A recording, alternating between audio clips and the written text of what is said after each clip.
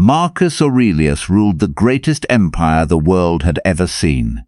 He commanded armies, settled disputes between nations, and carried the weight of millions of lives on his shoulders every single day.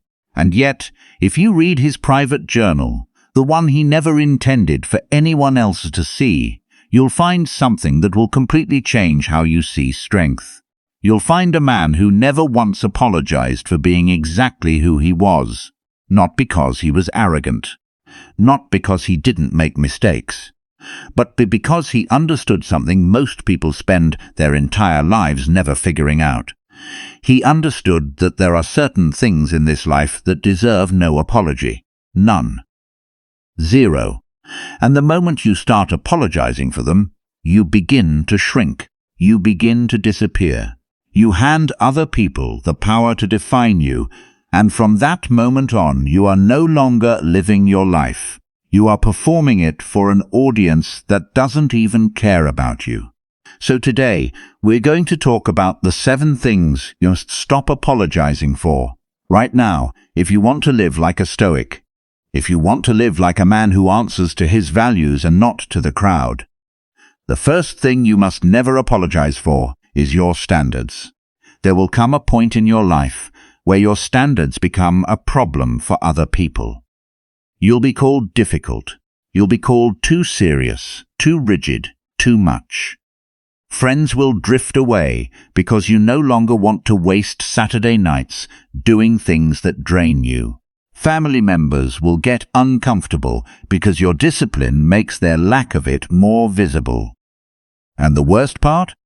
You'll feel the pressure to apologize, to soften yourself, to lower the bar just enough so that everyone around you feels comfortable again. But here's what Marcus Aurelius wrote in his Meditations. He said, "If it is not right, do not do it. If it is not true, do not say it." That's not a complicated philosophy. That's a man who had decided what he stood for and refused to negotiate it. Your standards are not a personality flaw. They are a compass. And if other people feel lost when they look at your compass, that is their problem to solve, not yours.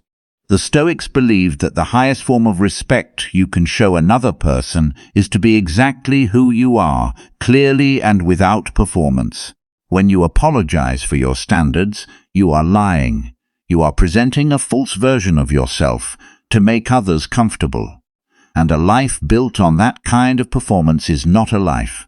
It is a slow, suffocating cage. The second thing you must never apologize for is choosing yourself. Not in a selfish, careless way. Not in the way that means you step on others to get ahead, but in the deep, quiet, necessary way that says, "I am responsible for my own life, no one else."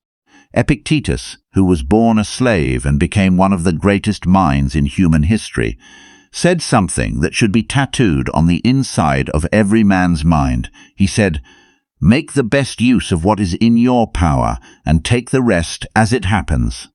That is what choosing yourself means. It means investing your time, your energy, your attention into the things you actually control.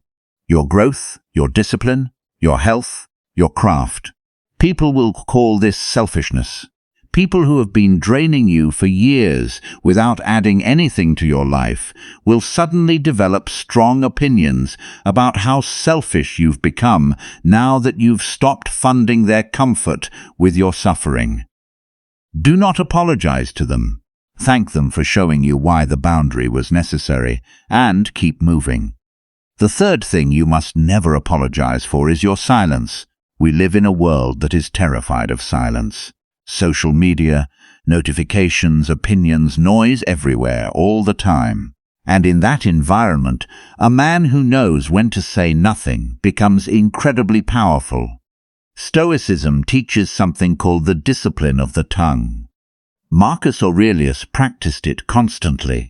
He would sit in rooms full of powerful people arguing and debating, and he would say nothing until he had something worth saying.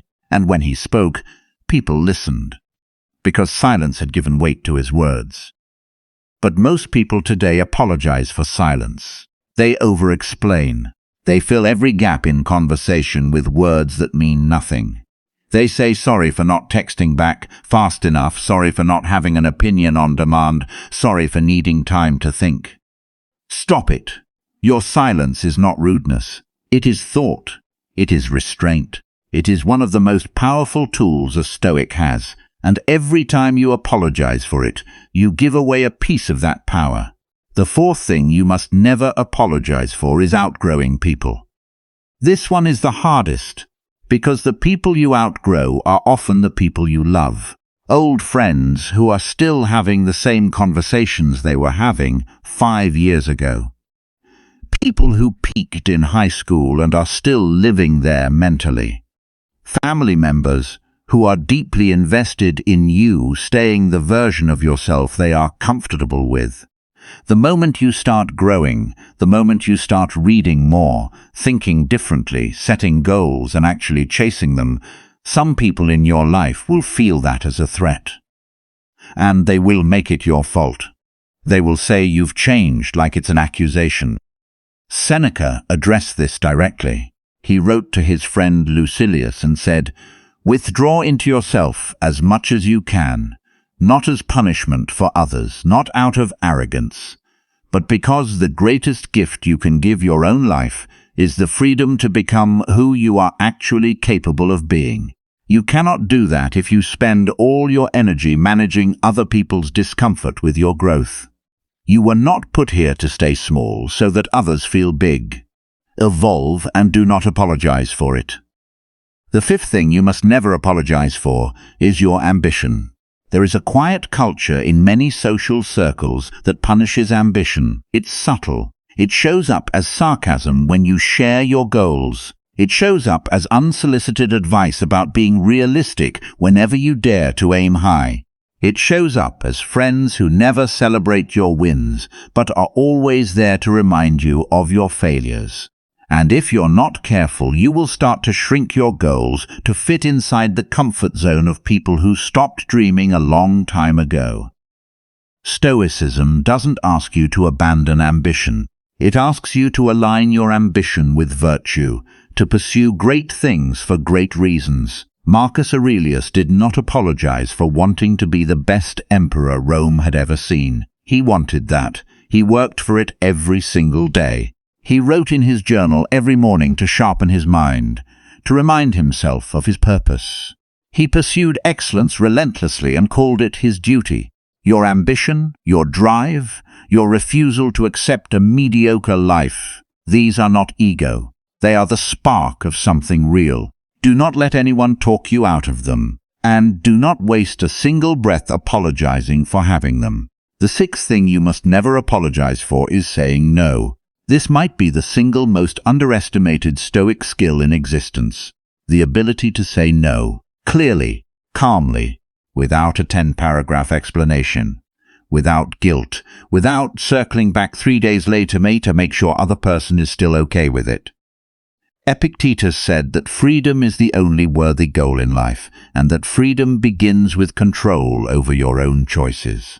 Every time you say yes when you mean no, you are surrendering a piece of your freedom.